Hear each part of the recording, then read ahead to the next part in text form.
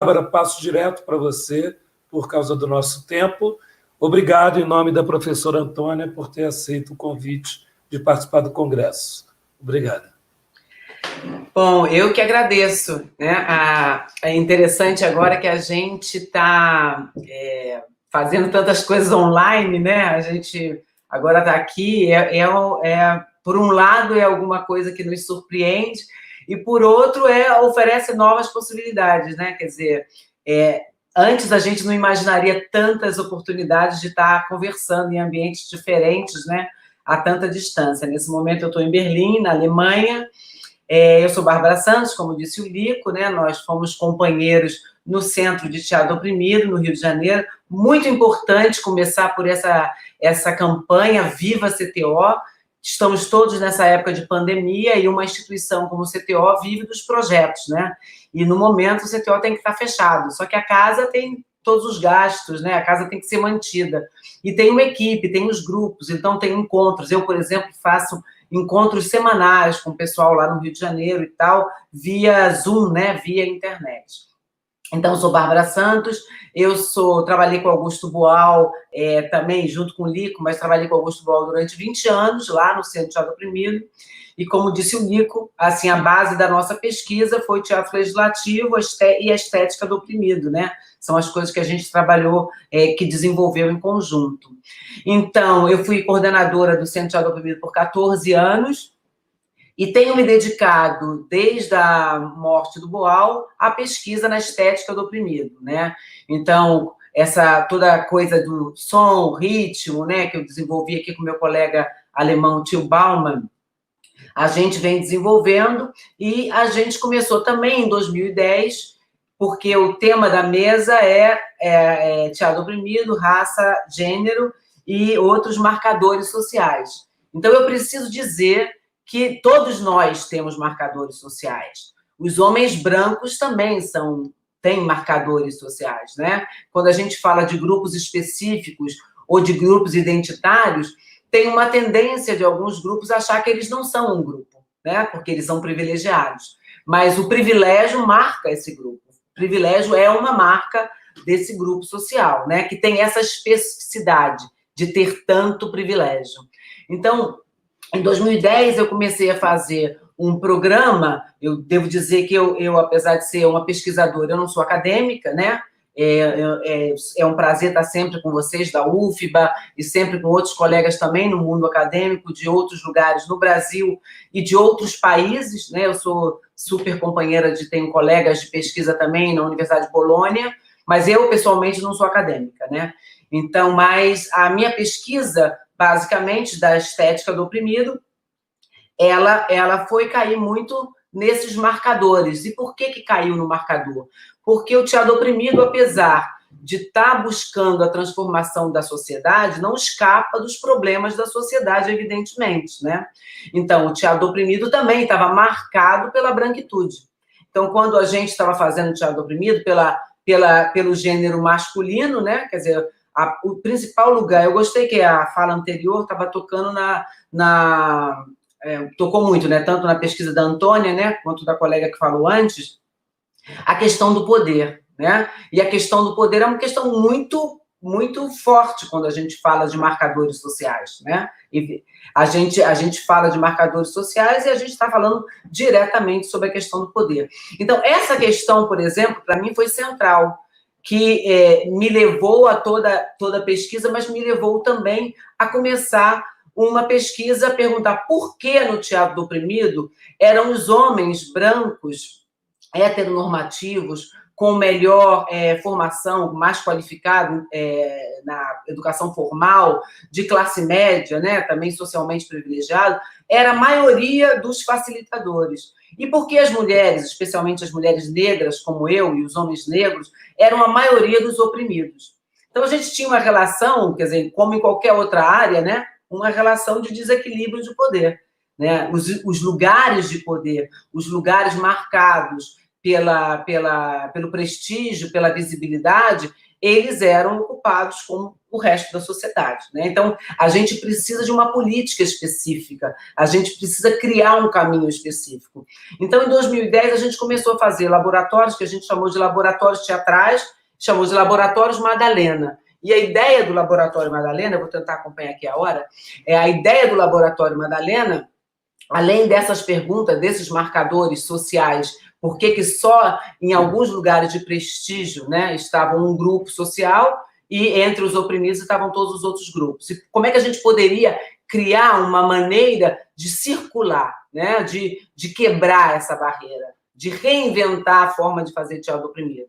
Então, o laboratório foi um laboratório que começou como espaço exclusivo para mulheres. E ali a gente estava fazendo várias perguntas. E uma das perguntas era como representar a opressão que as mulheres enfrentam no seu cotidiano só por serem mulheres, só por terem a aparência de mulher, e como representar isso sem que a oprimida seja uma imbecil, uma idiota. O que a gente via nas representações dos problemas enfrentados pelas mulheres era que a oprimida não conseguia ter o status de oprimida, ela não saía do status de vítima, né? Ela não conseguia chegar ao status de sobrevivente da violência, porque o status de sobrevivente é que te impulsiona a assumir a oprimida e a virar uma ativista. Então, nós começamos nessa pesquisa, que é teatral, metodológica, estética, a criar obras e também a fazer a formação, a criar obras que tivesse essa representação, né? Que representasse a partir de uma estética feminista, a partir de uma estética que empoderasse a oprimida, não que fosse mágico, né, para a oprimida resolver problemas magicamente, mas que fosse considerar a oprimida como uma sobrevivente. E a sobrevivente é lugar de poder, né? A vítima é o lugar do não poder, que está sob ataque, né? A que sobrevive é aquela que conseguiu encontrar forças, né, que normalmente são forças coletivas, para sobreviver. Então, o que a gente começou a fazer? A gente começou a fazer essas peças mudando a perspectiva. Por exemplo, tirando essa maneira de idiotizar a protagonista. Ou seja, você faz uma peça sobre violência doméstica e é muito simples mudar o problema. Alguém vai substituir a oprimida e se separa, divorcia, né? Como se não tivesse nenhuma pressão social para que as mulheres se mantenham dentro dessas famílias, se mantenham no casamento, né? Como se fosse como um passe de mágica. Então, a gente buscou maneiras de problematizar essa representação, ou seja, contextualizar. Uma mulher que está numa situação de violência, ela não está sozinha. Ela está porque a sociedade a pressiona a estar aí. A sociedade diz para uma mulher que ela é metade de uma laranja e que ela deve passar a vida dela buscando a outra metade, mesmo que a outra metade seja podre, né? Então, a gente queria problematizar. Então, nós começamos cada vez mais, através da nossa pesquisa estética, ao desenvolvimento dessa pesquisa, a criar uma representação que fosse com uma abordagem contextual, menos preocupada em falar da oprimida em particular e mais focada nos mecanismos de opressão, ou seja, incluindo a sociedade. Não existe machismo. Machismo, por exemplo, não é um problema das mulheres, porque não existe machismo sem os homens, né? Então, quando a gente vai falar das opressões que a gente enfrenta, não quer dizer que nós temos a responsabilidade de resolver esse problema, né? Então, toda essa nossa pesquisa acabou dando em a criação de uma metodologia, né, que a gente chamou de Teatro das Oprimidas, que é o meu terceiro livro, né? Então, aqui tem o desenvolvimento desse processo, porque a gente se deu conta que a gente estava criando uma metodologia, uma forma de abordar diferente. Por exemplo, o fórum para a gente não pode ser o fórum como a gente fazia antes.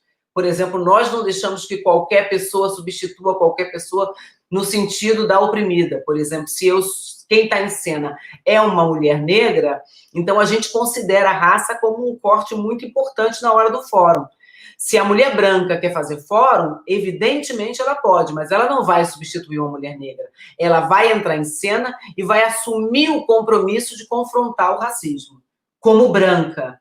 Então, nós, como mulheres, fazendo peças de teatro do oprimido sobre questões de gênero, a gente estava pedindo aos homens da plateia o comprometimento para enfrentar o patriarcado, não o conselho de como a gente deveria enfrentar o problema.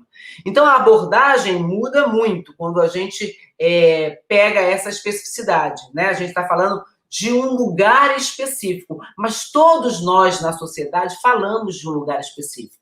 Só que alguns de nós na sociedade têm o privilégio de ser escutado, né? Então, algumas vozes, elas têm o privilégio de ter mais espaços, né? Então, a diferença está aí. Então, o que a gente começou a fazer também é, através desse processo, ter como consequência, nós formamos uma rede internacional, né? Hoje, a Rede de Teatro das Oprimidas é uma rede de grupos feministas na América Latina, na Europa, na África e na Ásia. A gente está indo para o nosso... Já fizemos 2 festivais internacionais. Quer dizer, essa rede promoveu a formação de muitas facilitadoras. Então, a gente começou a também provocar uma mudança no próprio mundo, na própria comunidade internacional do teatro oprimido. Quer dizer, ter pessoas nos espaços de poder que não eram as pessoas que tinham o mesmo gênero, mesma qualificação, mesma classe social, né? Tiramos esse uníssono, essa coisa monocromática, né? Que os brancos no poder e os pretos de oprimidos, né? Então, nós fizemos essa pesquisa em relação à questão de gênero e não beneficiamos só nós mesmas, não, porque muitos companheiros, a partir da nossa pesquisa, começaram a fazer os laboratórios de masculinidade. Por exemplo, aqui em Berlim, em Amiens, na França, são 2 lugares super influenciados pelo processo de Madalenas. Então, nós vemos que aí, esses grupos que estão discutindo masculinidade e que a gente sempre pede para que discutam privilégio, né? Não discutir masculinidade descolado do tema do poder e do tema do privilégio, é também uma consequência do nosso trabalho. É uma consequência no sentido de que, evidentemente, nós nos influenciamos mutuamente, né? Então, não é só um lado que influencia o outro, mas o fato da gente existir, da gente ter publicação, né? Agora, por exemplo, nós vamos ter essa publicação saindo em espanhol, agora em setembro, o que faz as ideias também avançarem, né? As ideias encontrarem outros espaços. Mas voltando para esses marcadores sociais, mesmo dentro dessa rede de mulheres, de feministas, também o conceito de mulher a gente ampliou, porque a gente entendeu que mulher não é uma questão, é uma construção, né? E não é mais uma construção que ela é uma construção em movimento, em constante movimento. As identidades estão em constante movimento. Então, é preciso abraçar essa diversidade, é preciso criar espaços para essa diversidade ter também um espaço de expressão. É muito importante que a gente desenvolva espaços de expressão. Mas dentro dessa rede, nós nos demos conta que, como mulheres, a gente também precisava discutir temas que são específicos. Por exemplo, o fato de você ser uma mulher negra e você ser uma mulher branca e você estar na mesma rede não te torna iguais. A gente não vira igual. A gente tem lutas em comum, mas a gente também tem lutas específicas.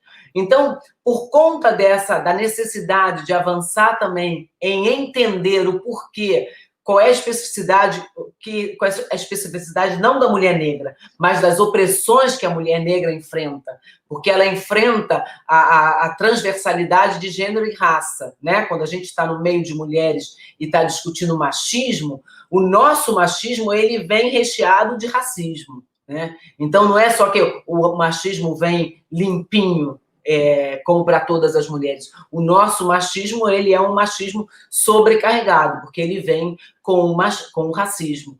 Então, a gente também quis criar espaços para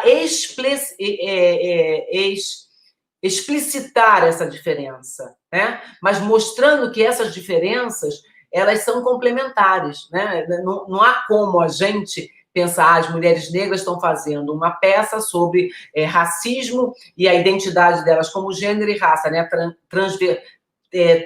2 temas transversais. Mas a gente não está dizendo, olha, nós estamos apresentando essa obra porque nós achamos que esse é o nosso problema. A gente está apresentando essa obra porque nós achamos que esse é o problema dessa sociedade racista e machista. Então, nós entendemos que a nossa meta é a superação do patriarcado. E a superação do patriarcado, ela inclui a superação da ideia de gênero como uma ideia de definição social. Né? A gente hoje vive numa situação que o gênero define tudo, inclusive o salário que a pessoa vai receber. Define se a pessoa está bem chegada para uma profissão ou não. Né? Uma mulher aqui, um homem aqui. Então, essa ideia de que o gênero é mais importante do que a capacidade da pessoa para executar tal tarefa, né? Quer dizer, a gente deveria perguntar a essa pessoa essa tarefa. Será que quem pode resolver essa tarefa? Por que o gênero é uma pergunta fundamental? Se a tarefa ela exige certos requisitos, vamos procurar a pessoa que possa resolver a tarefa. Muitas pessoas vão poder resolver a tarefa e talvez essas pessoas tenham gêneros diferentes, né? Então, também o nosso objetivo é tentar descolar, né? Então, quer dizer, a luta pela superação do patriarcado seria a luta pela superação dessa ideia de gênero como definidor social, né? Como definidor de qual é o lugar social de cada um, de cada uma de nós. Então, nós começamos a fazer uma pesquisa também na questão desse encontro entre raça e gênero, né? E o que isso gerou dentro do teatro do oprimido? Isso gerou que muitos grupos começassem a se perguntar. Então, eu preciso entender a opressão que eu enfrento um pouco melhor. Então, eu preciso dos meus pares. Porque com os meus pares eu vou entender melhor. Então, quando a gente fala de um laboratório específico, a gente não fala de isolamento. Eu nem falo de isolamento social. Eu falo mesmo de distanciamento físico. Porque nós aqui não estamos nos isolando socialmente, senão a gente não estaria fazendo essa conversa. Mas o que eu quero dizer é que os laboratórios, eles não são espaços de isolamento. Eles são espaços onde a gente privilegia certas perguntas e certas conversas. A gente privilegia o espaço de compreensão dos mecanismos de opressão. Para quê? Para que esse grupo empoderado, fortalecido, tenha mais condições de discutir com a plateia. E na nossa forma de fazer o teatro oprimido, quando a gente vai discutir com a plateia, a gente não quer o conselho da plateia. Não é estamos buscando um conselho para nós. A gente quer um encontro com a plateia. Estamos buscando uma discussão que nos beneficie. Nós daqui, vocês daí e nós todos como membros da mesma sociedade. Então, para nós é muito fundamental que as peças de teatro fórum, elas falem de problemas da sociedade. O grupo que está apresentando é o grupo que talvez vivencie esse problema mais próximo, né? Mas esse problema é um problema que está ligado a questões estruturais. Então, por isso que quando a gente fala dos marcadores sociais, no nosso caso, os marcadores sociais incluem toda a sociedade. São vários marcadores que estão aí e a gente acha que é muito importante que a gente entenda a especificidade do nosso problema, o nosso lugar de fala, o nosso lugar e condição social, para que a gente saiba até onde a gente pode ir. Mas que a gente entenda que todos nós temos um lugar social, uma condição social e uma tarefa a fazer. Quando a gente percebe que o problema não é um problema de um grupo específico, mas o problema é o problema desta sociedade, né? Por exemplo, agora, no Rio de Janeiro, que a polícia fez uma chacina no Complexo do Alemão, assassinou um menino de 14 anos. Depois, agora, ontem, assassinou um menino de 18 anos, um rapaz de 18 anos. Enquanto a sociedade pensa que esse é um problema dos favelados pretos, a sociedade está se desumanizando. Né? A sociedade carioca, a sociedade do Rio de Janeiro, a sociedade brasileira. Quando a gente entender que esse é um problema de todos e todas nós, porque essa forma de agir socialmente não é civilizada, essa forma de agir socialmente não nos humaniza a todos e todas nós, enquanto a gente não perceber esse compromisso coletivo, vai ser difícil a gente superar esse problema. Nós precisamos desse entendimento. E acho que aí vem o compromisso e a possibilidade do teatro do oprimido, da contribuição do teatro do oprimido. Eu agradeço. Aí a gente espera as perguntas para continuar na conversa, né? Obrigada. Bárbara Santos. E agora vou chamar a Alexandra Dumas, uma companheira, parceira,